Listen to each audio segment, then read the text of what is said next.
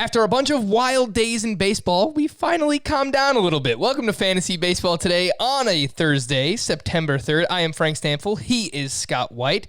Scott, I'm a little tired, man. Honestly, today I played some wiffle ball earlier. I was hitting some dingers, smacking some shots. You're going to have to carry this one, which is not really different than every other podcast. Wiffle ball, huh? That's not how I expected this show to start. I would love to go out and play wiffle ball, sir. So good for you. Well, why don't you? The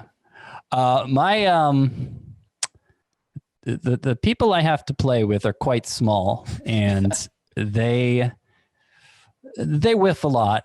They're like it's like they're facing Ian Anderson out there. It's just whiff after whiff. Nice. I like it.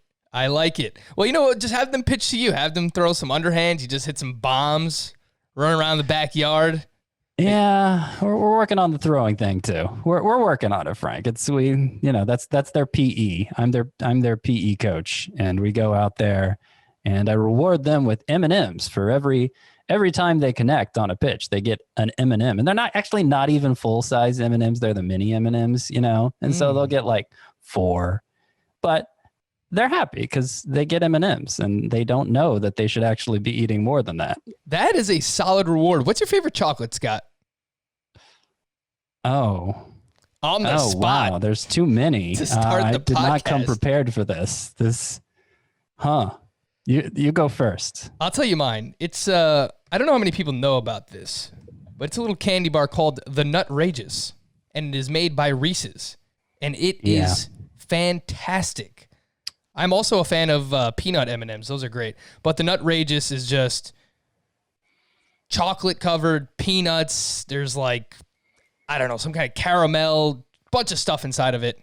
And it's great. I love it. I've had the Nutrageous. I'm not that big on the peanut butter ones, if I'm being totally honest. Alrighty.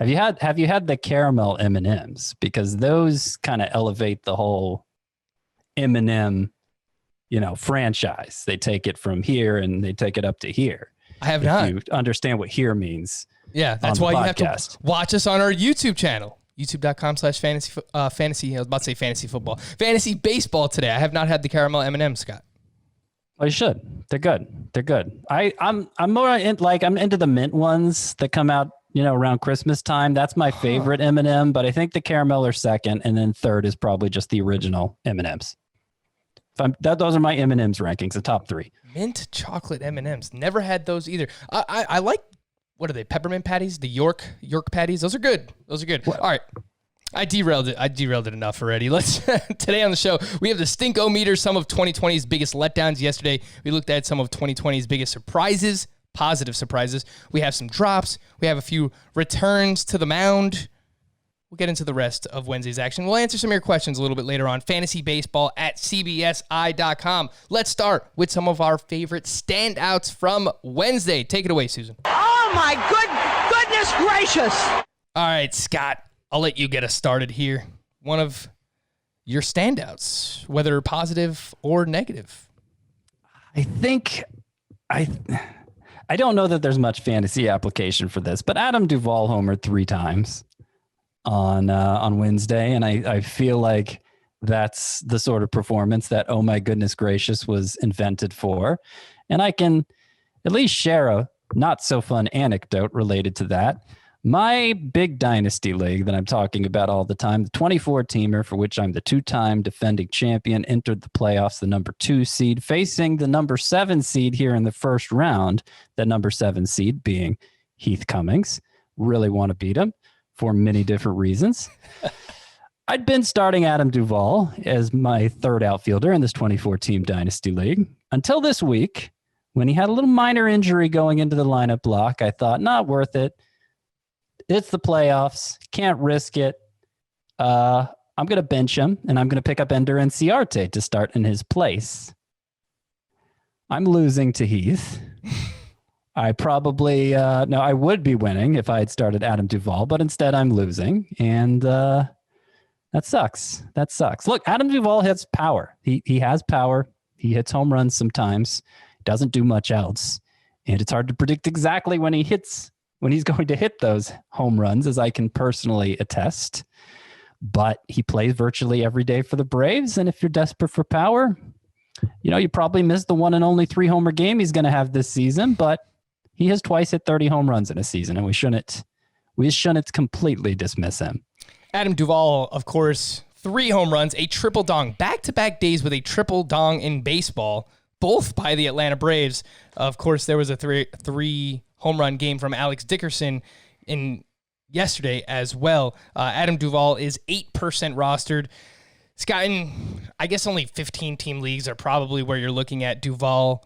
A few of the names we mentioned yesterday in deeper leagues, Josh Naylor, Victor Reyes. Who would you rather have? Duvall, Victor Reyes, Josh Naylor?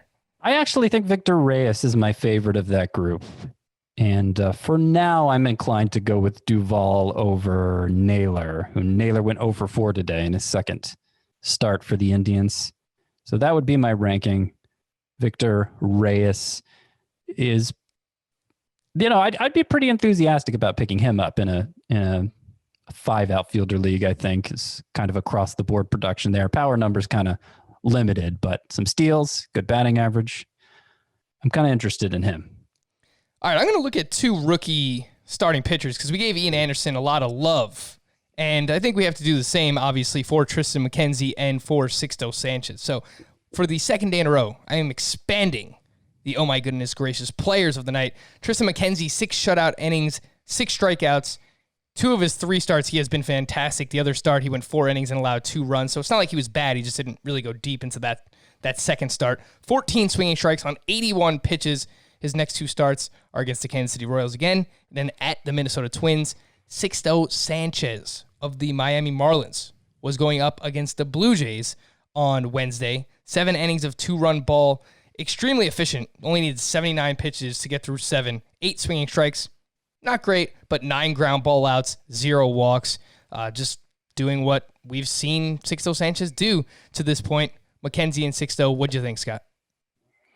Yeah, that was impressive for both of them. Mckenzie wanted to see a bounce back from him after a really short start, second time out. And what was most impressive about this start for Mckenzie is that, the first start, when he dominated the first time out with the 10 strikeouts, it was mostly on the fastball. The fastball basically carried him. But of his 14 swinging strikes in this one, 6 came on the slider, 3 on the curveball. So it was really the most effective we've seen the secondary arsenal.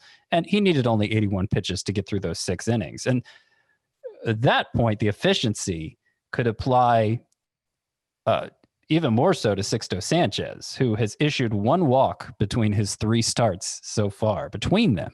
And to go the 7 innings he went today, he needed just 79 pitches.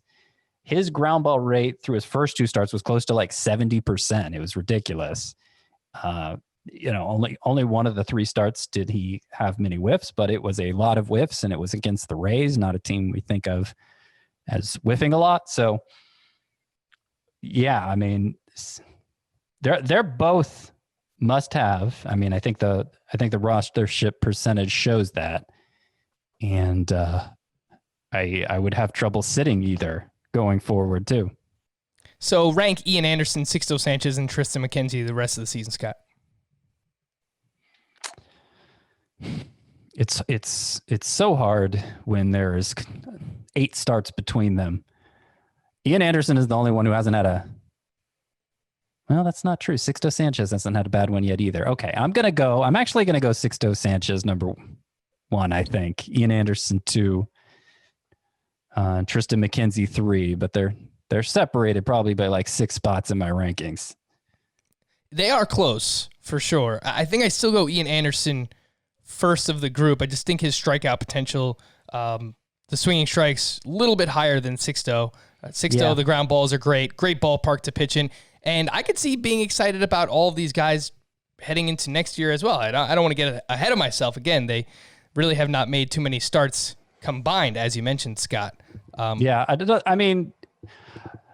do think Ian Anderson and Tristan Mckenzie for that matter, I am more confident in the strikeout potential for them. I just think Sixto Sanchez is the least likely to collapse. down the stretch of the three. So that's why I'm giving him the priority among them.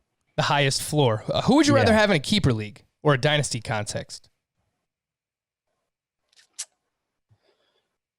Gosh, it's like splitting hairs. It really is.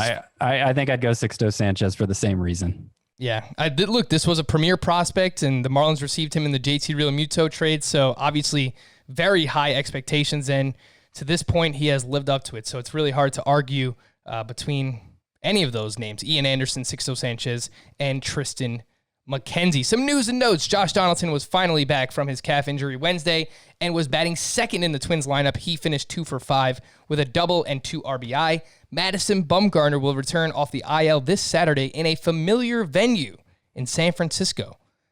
Any excitement over this, Scott? That's taking it too far. If he comes back and he's throwing harder, he's throwing more like he did last year, then I think that's going to create a mad dash to the waiver wire, but certainly not counting on that. We'd pretty much written him off by the time he went on the IL. So, let's just wait and see. But I'm not optimistic. If I asked you what his roster percentage is, Scott, you would say blank. 56. 81% for Madison Bumgarner. Ew. Yeah, so Ew. people, whoever has those unlimited IL spots in their leagues, they are using them on Madison Bumgarner. So I don't. He might not be available anywhere, but see what happens. First start back, see if the velocity is up. I agree. You know what I just did there? That ew. That was an Ernest P. Worrell. Ernest. Of course, you don't know Ernest. Oh, Who am I talking to? Is this something else where I'm going to get crushed by everyone for? I don't know. He made silly. It was, What is this? Ernest Goes to Camp or Ernest Goes to Jail. He made silly movies. Oh, I know it. Yeah. Yeah. The Halloween one was great.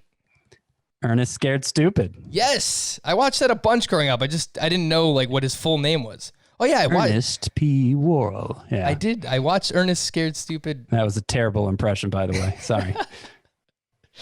Yeah, see, this is just another reminder of where I'm at. Haven't seen some classics, but I've seen Ernest Scared Stupid, so there you go. Gleyber Torres hopes to return this Friday, which seems entirely optimistic. And knowing the Yankees, the way that they have handled injuries in the past and the way that they have rushed Aaron Judge back, re-injured himself. Last year, they rushed Miguel Andujar back. What happened? He needed season-ending shoulder surgery. I'm not saying that that's going to happen, but I really don't think that this is a good idea. Gleyber Torres is reporting to the team's alternate site on Thursday. So apparently he only needs 1 day of swings to hopefully return on Friday. We shall see. Mike Clevenger will make his Padres debut Thursday against the Angels. Sticking with the Padres, Will Myers has been placed on the IL with an undisclosed injury. That sucks because Will Myers has been really, really good this season. The Angels activated Franklin Buretto from the COVID injured list. Apparently, Joe Madden plans to play Buretto, quote, literally everywhere down the stretch, and then he wasn't in the lineup Wednesday. He's 5% rostered, 3 straight seasons of at least 15 home runs in the minors, has some speed as well. Franklin Buretto, any interest, Scott, in deeper leagues? No. Let's let him do something in the majors because it's been a lot of nothing so far in his career. Gosh, I have so much Franklin Buretto fatigue. It feels like 10 years now that he's been a prospect, and we've been waiting for him to do something, and it has not happened yet. Cody Bellinger was out of the lineup again Wednesday with that lat injury. David Fletcher also remained out with his ankle injury. Dylan Carlson has been out of the lineup for the Cardinals past 2 games. He is 1 for 12 with 4 strikeouts in his previous 4 games. What are your thoughts on Dylan Carlson to this point, Scott? Not great, Bob. Not great. He, obviously it hasn't been enough time to say for sure how this is going to play out for him. But the strikeout rate, it started out pretty good. It's pretty high now. He's not been hitting the ball hard. He's earned the numbers he's put up so far, is really all I can say about him. Still a big prospect. Still very early in his career. Can't really take anything away from it, except he's not somebody that you need to be particularly invested in a redraft league. Would you rather have Dylan Carlson or Ryan Mountcastle? Mountcastle. I agreed. Ryan Mountcastle is only 38% rostered on CBS. Renato Nunez exited Wednesday's game against the Mets with a hamstring injury. He is day-to-day. Jose Quintana was placed on the IL with a left lat injury. Lots of lat injuries recently, and that could mean the return of Adbert Alzolay to the Cubs rotation. Aroldis Chapman was suspended 3 games for throwing a 101-mile-per-hour pitch at Mike Brosseau's head on Tuesday night. And then on Wednesday night, Brosseau got the last laugh. He had a double dong in Yankee Stadium. So do it with your chest. And that's exactly what Brosseau did. Any interest in deeper leagues, Scott? In Brosseau? Brosseau. Bra. I could be wrong, but I think so. Think he just mashes against lefties. Yeah, he doesn't play regularly enough. That's a bra no to Brosseau. I'll pull it up the splits for Brosseau. He is batting .344 against lefties and .267 against righties. He has an OPS of 1,100 over lefties and an OPS of 656 against righties. For the second straight day, I played DFS baseball, Scott, and I probably should have had Brosseau in my lineup, like, based on these splits and Yankee Stadium, and I didn't. He's not the reason I lost. It was probably Max Scherzer, but we could talk about that a little bit later on. I mean, he is overperforming his batted ball profile quite drastically, but nonetheless, the numbers have been very good so far, especially against lefties. The Stinko-meter, 2020 edition. Some of the biggest duds so far in this fantasy baseball season. And again, like, this is a very unique season, and we talk about it a lot, and probably any baseball broadcast you listen to, they also talk about how unique of a season this is.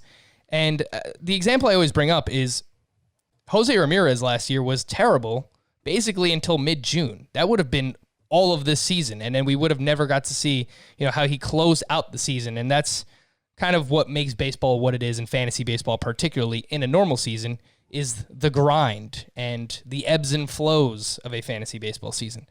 So it's hard to put too much stock into this, but we will try our best to figure out what's going on with these players, whether or not they're going to be better, and how we'll feel about them heading into next season as a result of what has happened. JD Martinez, entering Wednesday's action, he was batting .208 with 3 home runs. He was averaging 2.3 fantasy points per game, which is less than Yoshi Tsutsugo, Aaron Hicks, Kevin Kiermaier, and Dexter Fowler. Quality of contact for JD Martinez, way down. Expected batting average .234, 580 OPS against right-handed pitching.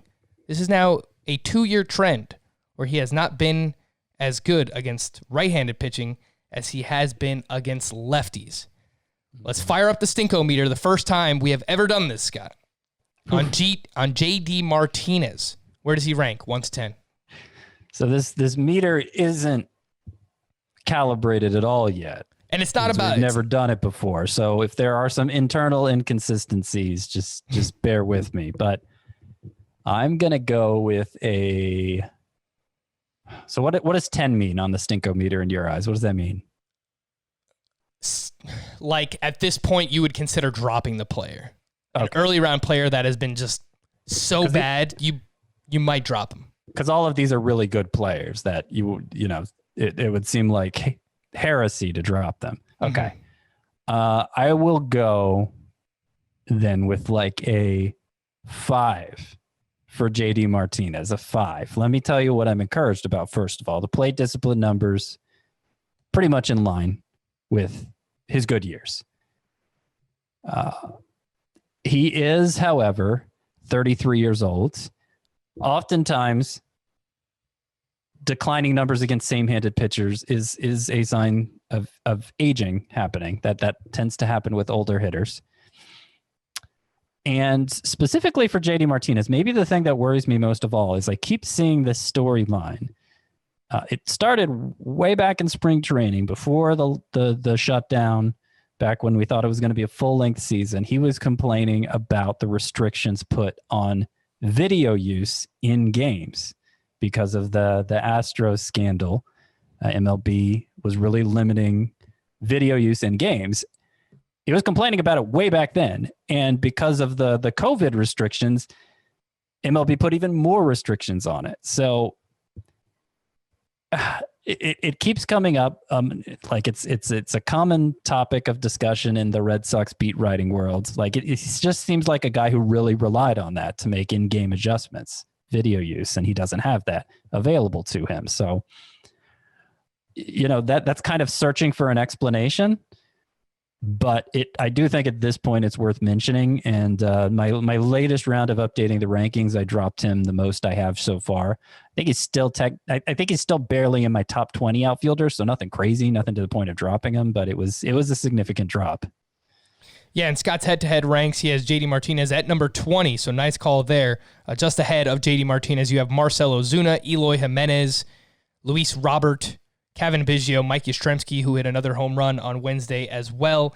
And I found the same thing when I was researching JD Martinez, trying to figure out what is going wrong with him. This quote came from the Boston Globe a couple of weeks ago. It's definitely been an adjustment for me. It's something that's a big part of my routine, and it's a big part of who I am, the studying everything. It's kind of one of those things where you kind of have to have a new routine. So asking him to do that, of course, in a shortened season where, honestly, for the Red Sox, I don't know how inspired they are right now. Like the fact that they're terrible and, they just sold off of, some players. So, I don't know where their heads are at. So, this is going to be a storyline in the off season and, what those restrictions look like heading into next year, because if we're dealing with this again, Scott, then I think that, we legitimately do have to drop JD Martinez a decent bit heading into the 2021 draft season. And, I don't think it would be crazy at all if he goes outside the top 20 outfielders, at least based on the way that he has performed thus far this season.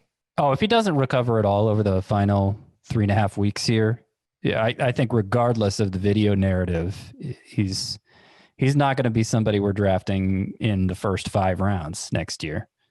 We got an email from Omar earlier today, said he's in a 6x6 categories league with OBP and quality starts. I have a very solid pitching staff. Shane Bieber, Patrick Corbin, Lance Lynn, Max Fried, Kenta Maeda, Jesus Luzardo, Dane Dunning, and Ian Anderson. My offense is really hurting, and I think I need to make a trade to upgrade by Friday's deadline. I'm considering offering Patrick Corbin to get JD Martinez. Would you do it, Scott? I think you could do better than that for Patrick Corbin, considering starting pitching is the one thing I can definitively say everybody could use more of. I don't think you need to make it a combo. Well, I guess you're not selling high on Corbin. You're kind of selling a little low on him, but he's been okay. I think you can do better than JD Martinez. I don't think you should have to cross your fingers that he's going to bounce back if you're trading Corbin away for offense. The 2 names that you have just ahead of JD Martinez, I think I would do it for. Marcell Ozuna and Eloy Jimenez. I think if you get either one for Corbin, I'm cool with it. I'd want to aim higher than that still. Okay, so you're thinking maybe George Springer, Nick Castellanos? I don't know if you'll get Castellanos for him. I think you look to see who is the worst off for pitching among those in contention. And you see what kind of excess he has among hitters. And it might be like, if you're really that bad off for hitting, you might be able to get 2 really good hitters for Corbin from that player specifically, from that person specifically. All right, let's fire up the Stinko meter once again, this time for Gary Sanchez. The 16th catcher in head-to-head points leagues. He's averaging 1.6 fantasy points per game. That is less than Danny Jansen, Jacob Stallings, Chance Sisco, Austin Romine. He is the catcher 22 in Roto. He is batting 130. His average, if it finishes under 200 for the season, he would have finished with a sub-200 batting average in 2 of the last 3 seasons. Again, this is Gary Sanchez. The strikeouts are up to 38%. Lots of fly balls, lots of pop-ups. He has just an 8% line drive rate. This guy is, he's a mess right now, Scott. Talk to me. Gary Sanchez, 1 to 10 on the Stinko meter. Well, the good news for Gary Sanchez is he's still hitting the ball as hard as ever. He's just not hitting it very much at all. So on the Stinko meter, I'm going to go Okay, so if Martinez, what did I put Martinez as, 5 or 6? 5. 6? 5. Oh, 5? Okay, then I'll go 7 for Sanchez. I just put together my do not drop list. As of right now, every position, all the players I would not drop in a 12-team league, pretty much no matter what. Gary Sanchez is still on it for catchers, but there's only 7 catchers total, and he's the 6th on that list. And I actually have him. I could see dropping him in a points league. I make a distinction there between roto leagues and points leagues. I could actually see doing it in a points league if, there's something crazy out there who could be a lot more useful to you. I still think Gary Sanchez we're going to rank him as a top 5 catcher heading into next year, because it's like, who else are we going to put up there? But he just seems totally lost right now. And I could totally understand, not wanting to carry around a second catcher that you have no intention of playing, given that, usually no one would ever carry around a second catcher. If someone got upset with Joey Bart, who wasn't producing really heading into this week and has performed a little bit better in Coors Field, would you drop Gary Sanchez for Joey Bart? See, that's the thing, is I don't really know what kind of catcher would be out there that would motivate me to do this. If you're in a league where Austin Nola still hasn't gotten picked up, or Travis d'Arnaud, or maybe Pedro Severino, though I don't really feel that confident in his production, I could see doing it. But, at least based on CBS rostership data, it's very unlikely any of those guys are still available. What a bad year for catcher, man. Honestly, yeah. JT Realmuto is far and away the best. Like, the fact that we were even considering Sanchez being in the same category as him was a mistake. And hindsight is 2020 now, but Realmuto is awesome. Austin Nola, top 5 catcher. Pedro Severino, Wilson Contreras, Isaiah Kiner-Falefa, Martin Maldonado is in the top 10. I think Wilson Contreras, he was in the top 5, even though he entered today with a sub 200 batting average. Yeah, which that's says a lot. Like, he's been awful. Grandal's been awful. Sanchez obviously been awful. Mitch Garver was awful and then got hurt. Will Smith hasn't been playing that much. Yeah. He's actually been a lot better. Will Smith's been making a lot of contact this year. He just hasn't been playing that much. So yeah. I mean, the Athletics guy, Sean Murphy, it's been terrible. Danny Jansen, terrible. Everybody's terrible. Yes. Except Austin Nola and Travis d'Arnaud. Yes. And JT Realmuto, of course. But for Sanchez, the last thing that I'll add, a 572 OPS at this point, a little over a month into the season.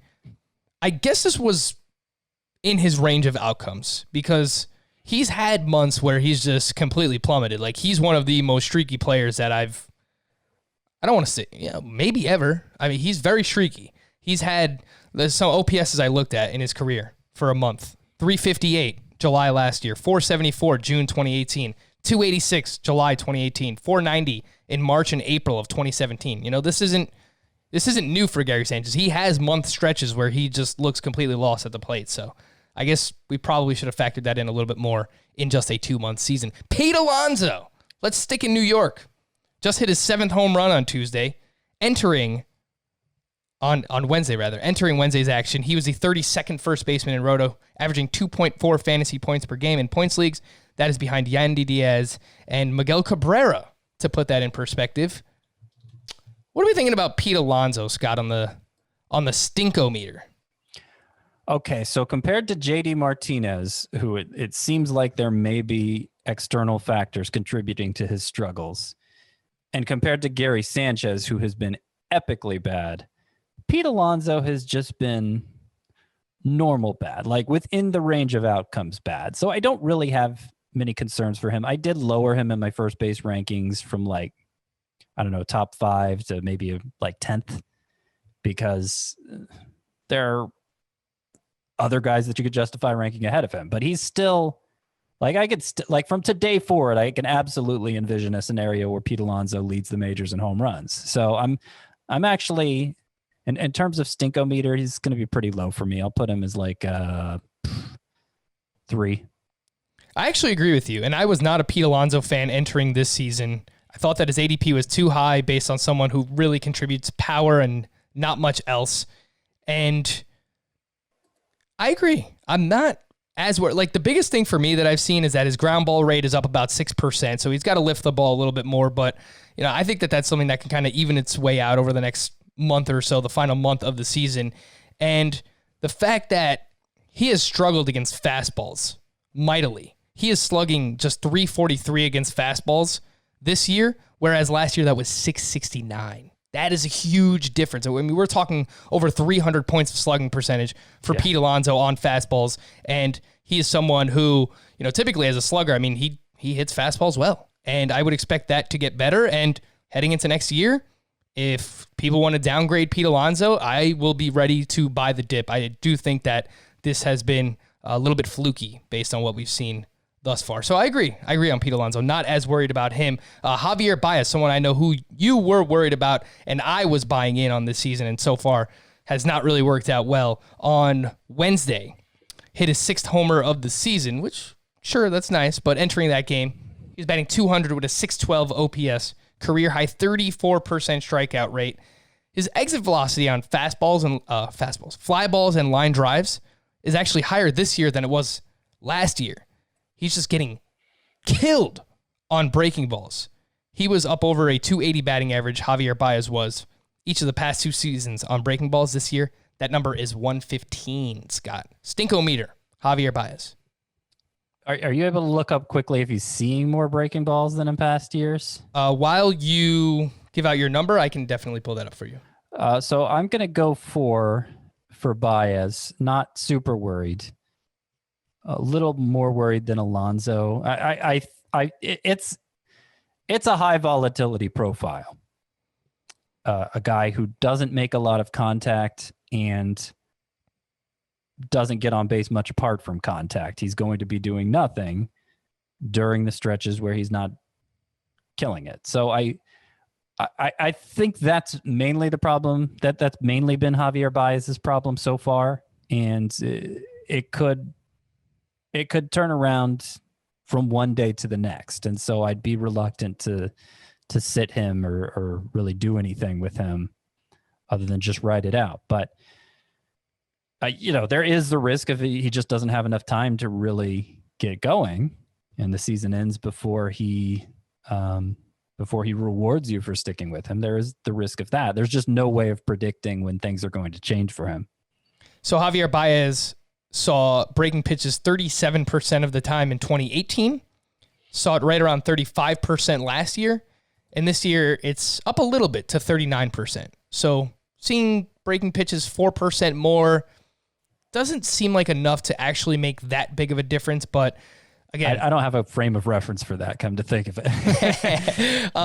Again, the batting average last year for Javier Baez on breaking pitches, 294. In 2018, that was 281. So he normally hits breaking pitches very, very well. This year, that is down at 115, and the expected batting average is not much better. It could just be a timing issue from not having a full spring training.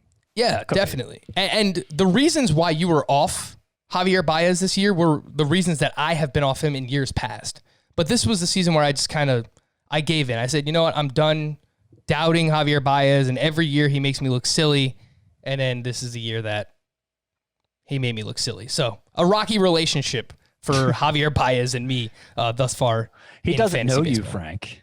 Yeah, and he never will. He doesn't care for you. He won't. This is a one-sided relationship. Yes, you're 100% correct. The last player I wanted to talk about was Jose Altuve, batting .225 with 3 home runs entering Wednesday's action, a career-high 52.8% ground ball rate. I don't know if it's the trash cans, if it's buzzer-related, but career-low 179 batting average on breaking pitches, Scott. Just saying. Yeah. Jose Altuve, Stinkometer, what do you have? There's some research has been done by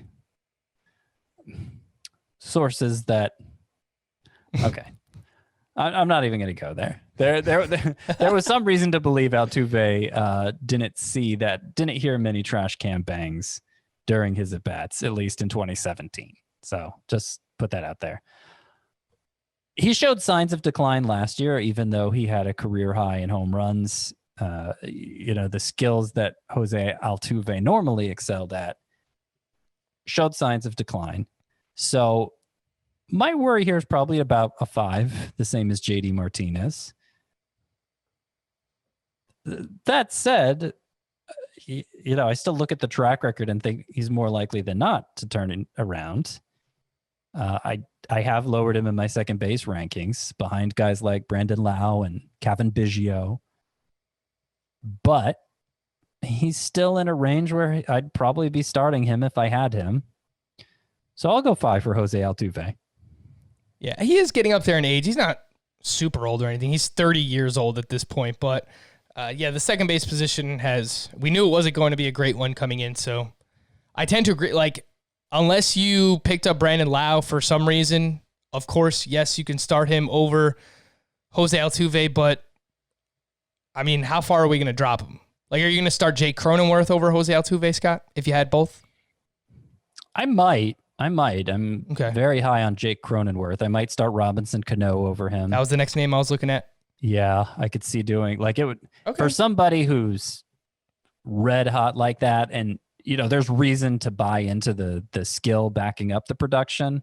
I could see benching Jose Altuve while he's this cold, but it would take somebody really good like that. I'm not picking up Garrett Hampson because he has 3 home runs in the last 2 days and starting him over Altuve.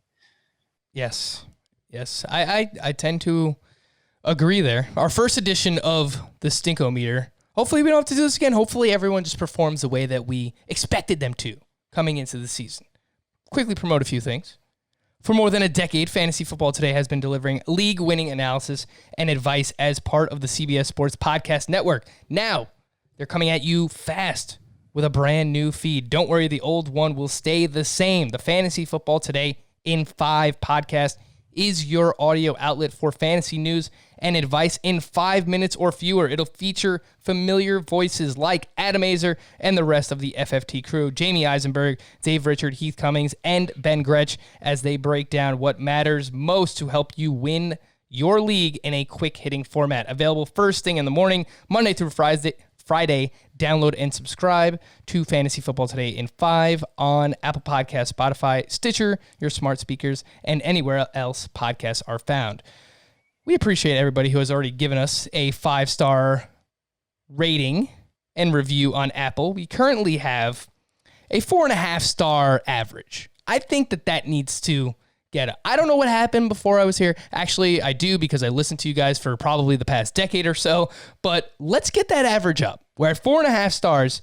Let's slowly build that up. Let's get up to 4.6, 4.7, and we work our way back up slowly. So if you can, please give us a 5-star Apple Podcast rating. Drop a review in there, a question. We will answer it on a future podcast. All right, we'll take a break. When we come back, we'll look at the rest of Wednesday's action. We have some returns. We have some potential drops as well. Hyunjin Ryu has been awesome this season.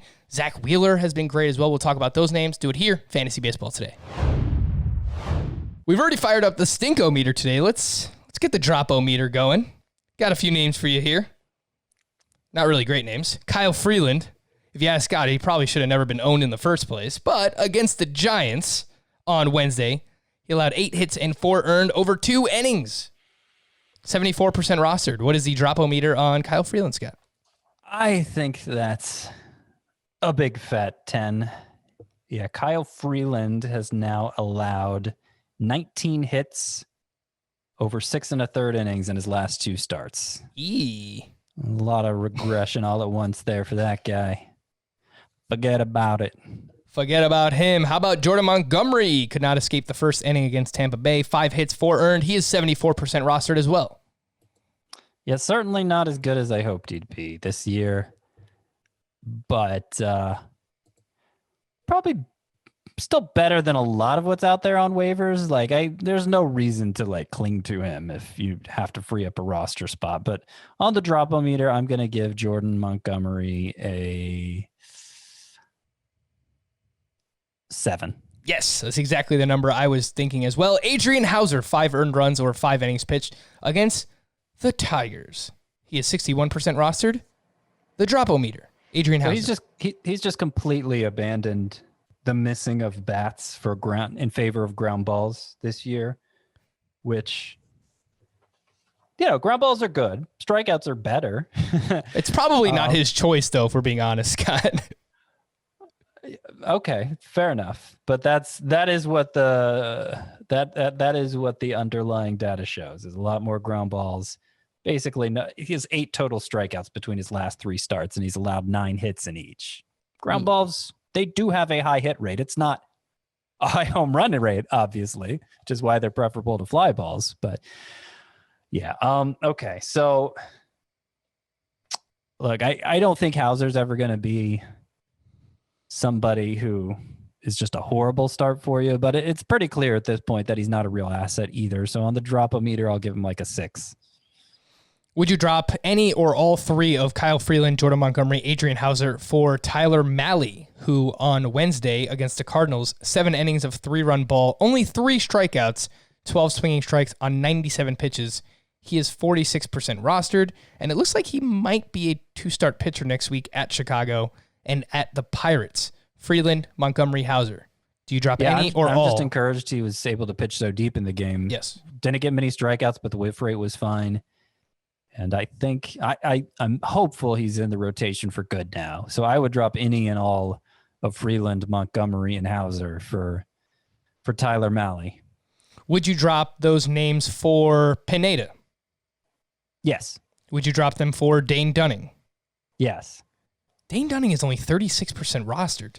I know. Get with the program, people. Like, I like Davy Garcia, but he should not be higher rostered than Dane Dunning. Would you drop those names for Davy Garcia while we're talking about it?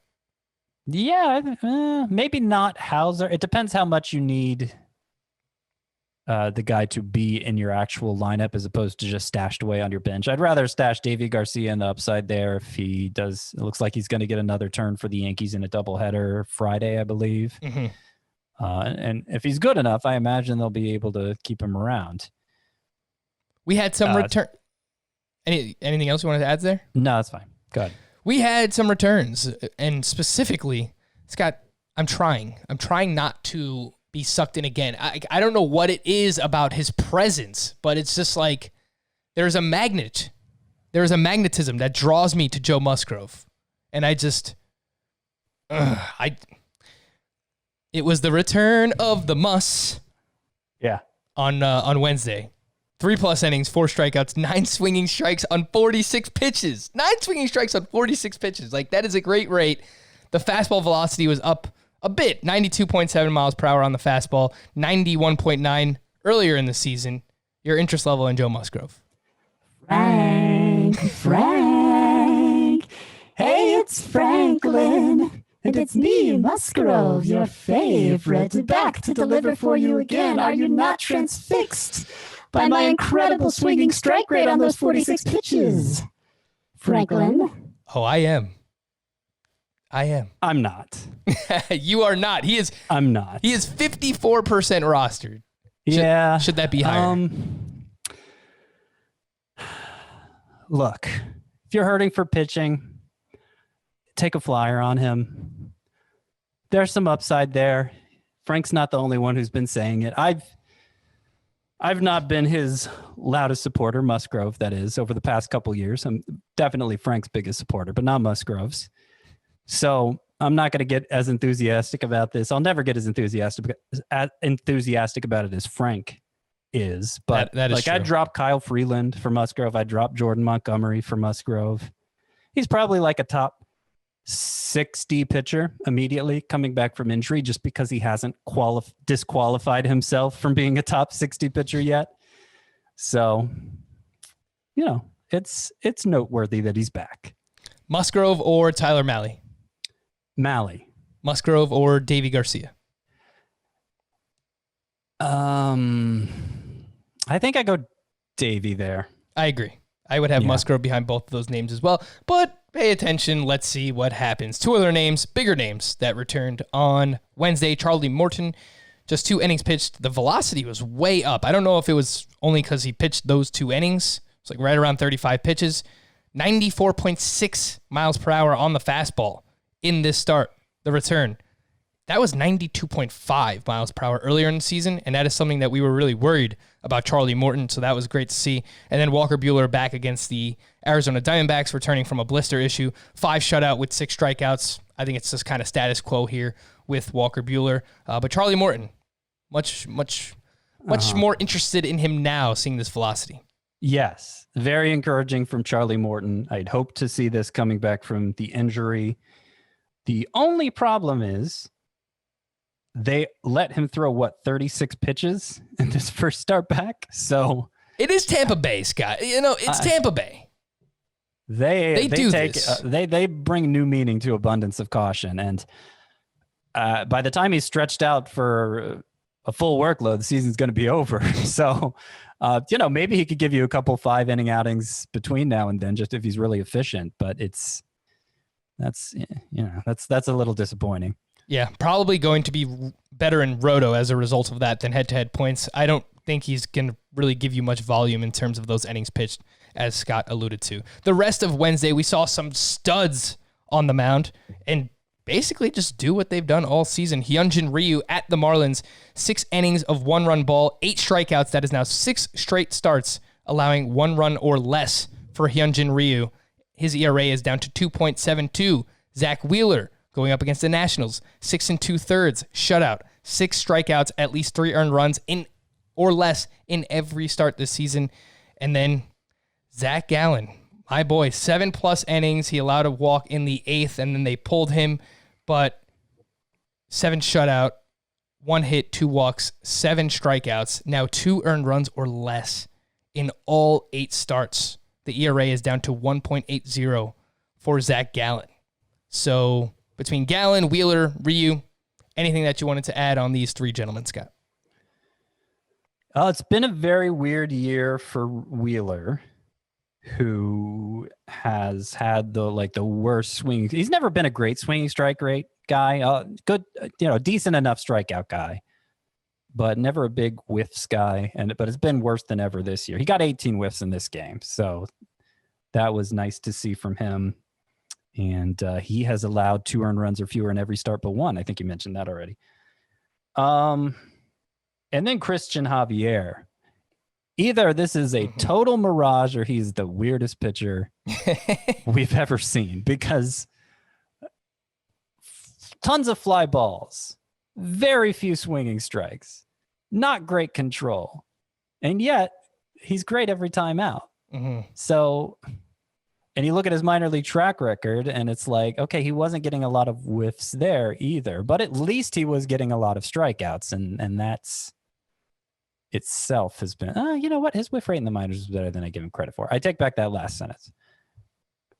Christian Javier was a weird profile coming into the majors, and he's become an even weirder one with his success so far. I don't trust it because it would be so, such a departure from everything we know about these analytics.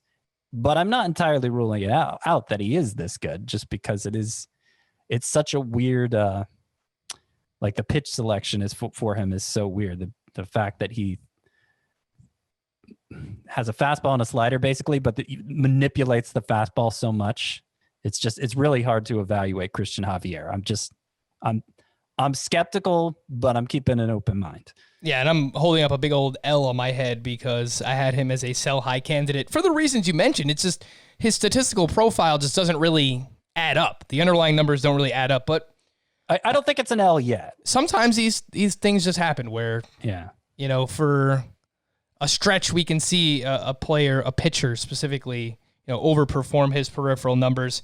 It looks like his next 4 starts are at Oakland, at the Dodgers, versus Arizona, and at Texas. So at Oakland, at the Dodgers, don't really love those. I know one of his worst starts this season came against Oakland, but then against Arizona and at Texas to finish up the season.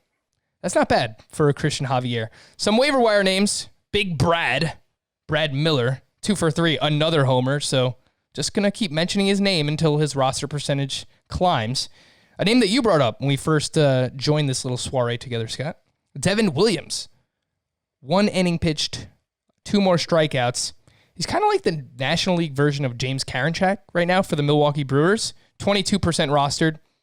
If you're in a roto league and you want to pick up some strikeouts, some ERA and whip help, he gets multiple strikeouts every time he pitches. He's up to, I think these are updated, 31 strikeouts in 15 innings.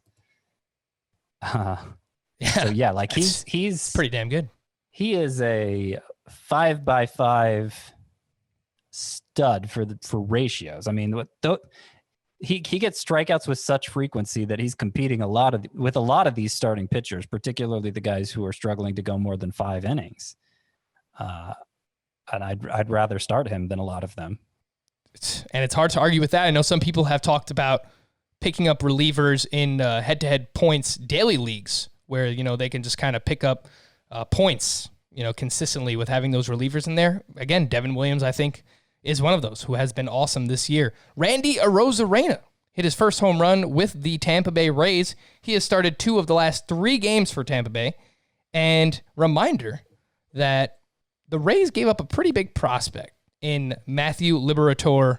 Liberatore? I think it's Liberator. I've always said Liberator, but I think it is. I think it's Liberator. Okay. But the Rays gave him up to the Cardinals, and Arozarena was one of the names that they got in return. I've just learned not to doubt the Tampa Bay Rays. I just feel like they always know what they're doing. Last year in the minors between AA and AAA, Arozarena, a .344 batting average, an OPS over 1,000, 15 home runs, 17 steals. What league size and format, if any, does Randy Arozarena should be added in, Scott? Yeah, those numbers in the minors last year were incredible. Worth noting that they mostly came in the PCL, which was just a completely bonkers league with the introduction of the juiced MLB baseball. It was always one of the most hitter-friendly leagues in the minors, but it went to a new level last year. It depends how much he's going to play. 2 out of 3. I mean, it doesn't suggest he's an everyday player yet.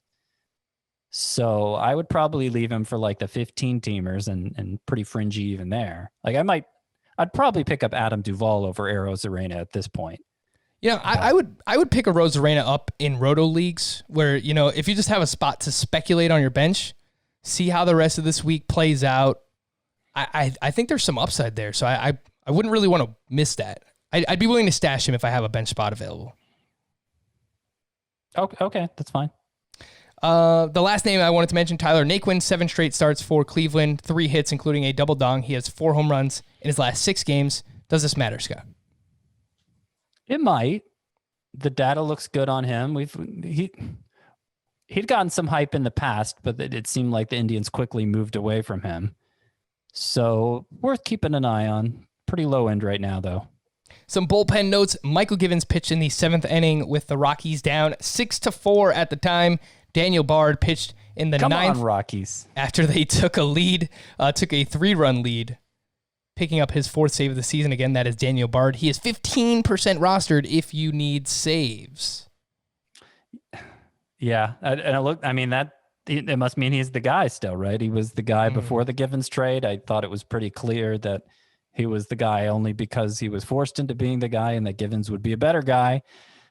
But Givens is apparently the 7th inning guy. Bart's still the 9th inning guy. So, yeah, freaking Rockies. I am not the closer whisperer today because I was touting Michael Givens as the Rockies closer. I was touting Diego Castillo after converting. We were both on Castillo, by the way, so we both whiffed on this one. But it's Tampa Bay. Converting the last 3 saves for the Rays, he came in the 5th inning of today's game.